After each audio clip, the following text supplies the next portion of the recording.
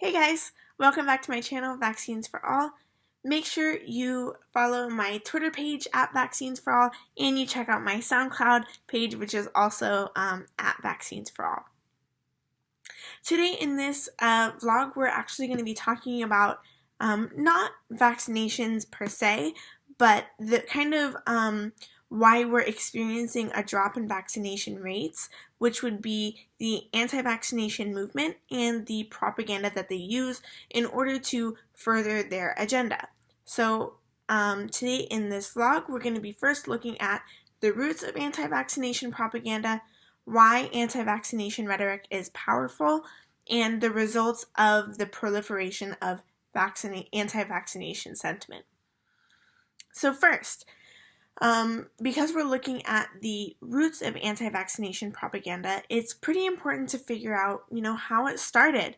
We're going to be kind of looking at when exactly did the skepticism around vaccinations begin. And funnily enough, anti-vaccination rhetoric and trains of thought have existed as long as vaccinations have. So how vaccinations actually were created was this doctor basically realized that milkmaids didn't get smallpox, and the reason they didn't get smallpox is because they were subjected and exposed to cowpox when they're milking the cows. And so the doctor basically took literally infected pus from a cow that had cowpox and put it into a little cut that a child had. And what this did was it inoculated the child from getting smallpox. Now, the child did initially get kind of sick. They, had some feverish tendencies. They were fatigued, but eventually they were fine, and they ended up never getting smallpox at all. But, of course, the way that he was inoculated was disgusting. And so back then, the anti-vaxxers, for lack of a better word, would,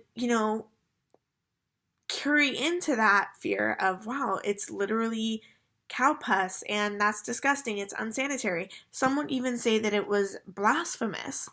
And even though there was no backing to these stories, they would also spread rumors about disgusting deformations and horrible illnesses that could happen because of that inoculation. Even though it was completely false, these rumors did kind of gain some popularity, but eventually the efficiency and the safety of the inoculation actually became more transcendent, and eventually vaccinations were the most common. Now, another thing that's pretty interesting is that those trends kind of go up and down. So this is not the first time we've experienced anti-vaccination sentiment. It's just probably the first time in a long time that it's really, we've had so many ups and downs, but only recently in the year 2000 did the United States actually declare measles to be completely eradicated. And so only now are they really, the vaccination group is kind of saying, the anti-vaccination group, are saying that, vaccines are dangerous. Well, so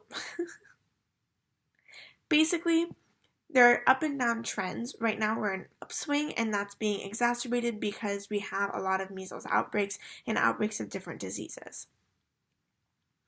Now that we've discussed the roots of anti-vaccination propaganda, we're going to look at why anti-vaccination rhetoric is so powerful. First, the reason that it's so powerful is because generally, like most propaganda, anti-vaccination propaganda uses logical fallacies in order to persuade, rather than, scientific evidence. And, despite what we might want to believe, logical fallacies are actually very persuasive, especially when you're trying to tug at the heartstrings of people who are protective of their children, if they're scared of authority, stuff like that. So a lot of these propaganda sites will actually pander to people's worst fears. Social media also directly promotes false and misleading statistics, and the reason that they do this is because they're not driven by necessarily what is right or wrong. Rather, they are mostly driven by what gets the most clicks, what gets the most content out into the world, and what essentially has the most viral potential. So that being said, the algorithms that these social media sites actually create are completely dedicated to promoting content that will generate the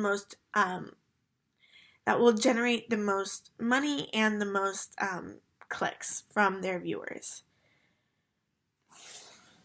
Now, because of this, because the sites that are promoting anti-vaccination propaganda, because of that, the measles cases in the entire world has risen 30%.